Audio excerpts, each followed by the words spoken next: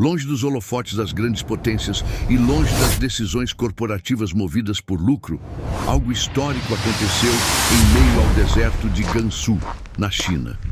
Ali, longe das manchetes dos jornais ocidentais, nasceu o que pode ser o primeiro passo rumo a uma nova era energética, um reator nuclear movido a tório.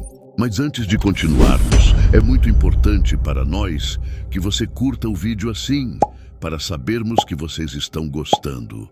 Obrigado. Mas isso não é apenas uma conquista tecnológica.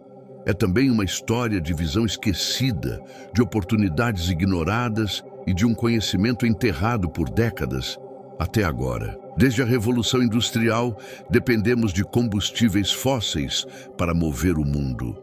Eles funcionam, mas a que custo? Poluição atmosférica, mudanças climáticas, milhões de mortes por doenças respiratórias e um planeta cada vez mais instável. Foi nesse cenário que surgiu a promessa da energia nuclear. Poderosa, eficiente, mas também carregada de medo. Chernobyl, Fukushima, 3 Milhas Island. Tragédias que moldaram a percepção pública e frearam o avanço dessa fonte. Mas, e se existisse uma outra forma de energia nuclear, uma mais segura, mais limpa, quase impossível de ser usada como arma? Ela existe, e seu nome é tório. O tório é um elemento químico abundante na crosta terrestre. Está presente em rochas comuns e é, na verdade, 3 vezes mais comum que o urânio.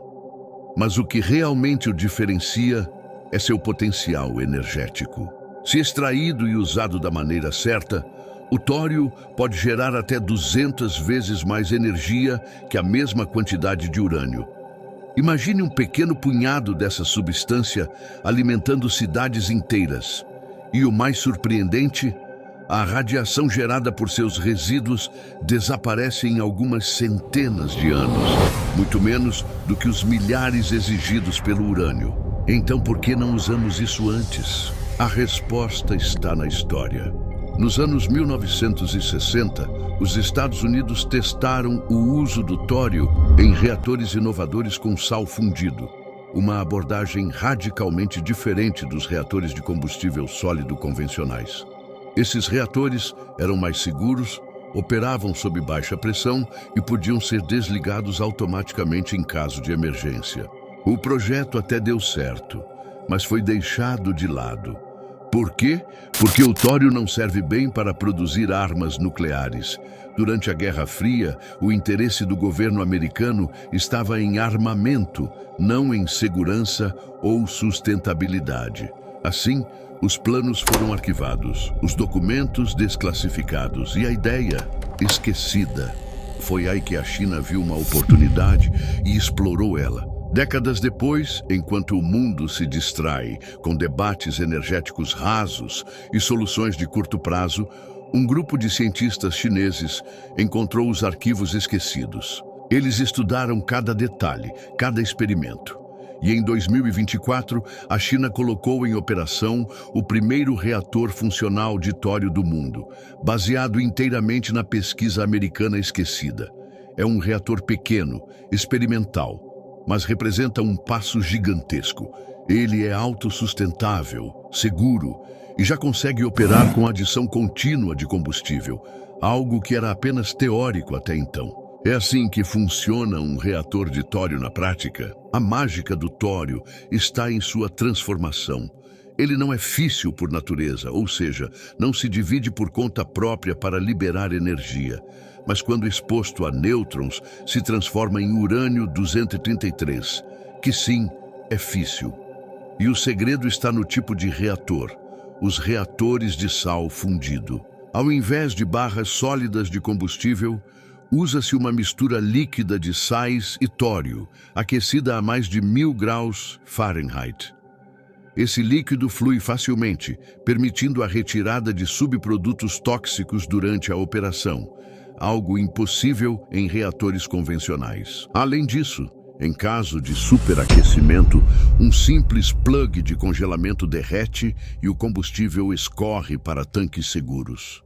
Tudo isso sem pressão, sem vapor, sem risco de explosão. Os maiores desafios dos chineses. É claro, nem tudo são flores. O sal fundido, por exemplo, é altamente corrosivo e exige ligas metálicas especiais para suportar anos de operação. A China desenvolveu uma nova liga chamada Hastelloy N para isso, um marco na engenharia de materiais. Mas mesmo assim, existe um obstáculo. Processar tório e manter um ciclo contínuo é mais caro do que usar urânio. Mas o retorno em longo prazo pode compensar. Menos lixo, menos risco, mais energia. E ainda há o fator geopolítico. O tório é mais distribuído globalmente. Isso poderia reduzir a dependência de poucos países produtores de urânio ou de petróleo. Hoje em dia, a China está liderando, mas ela não está sozinha. Startups nos Estados Unidos, Índia e Europa estão correndo atrás. A Dinamarca já planeja testes em 2026. A Índia, com as maiores reservas de tório do planeta, tem projetos em andamento. Estamos vivendo o início de um possível renascimento nuclear. Um tipo diferente, mais sábio, mais limpo. Mas a pergunta é, vamos aprender com os erros do passado ou vamos cometê-los novamente? Para se ter uma ideia do seu poder, com apenas 5.000 toneladas de tório, seria possível abastecer o planeta inteiro por um ano. E melhor, o tório já é retirado da Terra, como resíduo da mineração de terras raras. Ou seja, estamos literalmente jogando fora a energia do futuro. Diferente dos reatores tradicionais, que usam barras sólidas de combustível e água pressurizada, o reator de sal fundido funciona com combustível líquido. O calor gerado pelo processo aquece o sal a mais de 600 graus, o que pode ser transformado em eletricidade. Se algo der errado, o próprio sistema se desliga sozinho.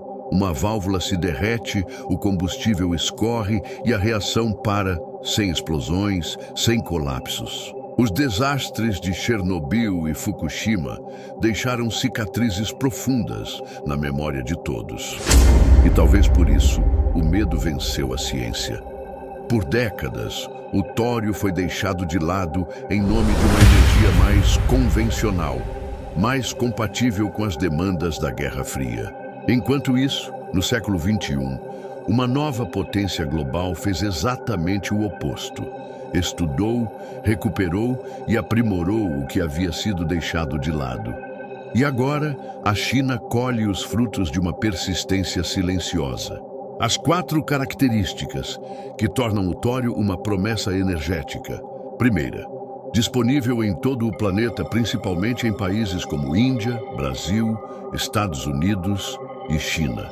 A segunda, uma segurança maior, não sofre fusão como os reatores tradicionais e não alimenta a corrida armamentista.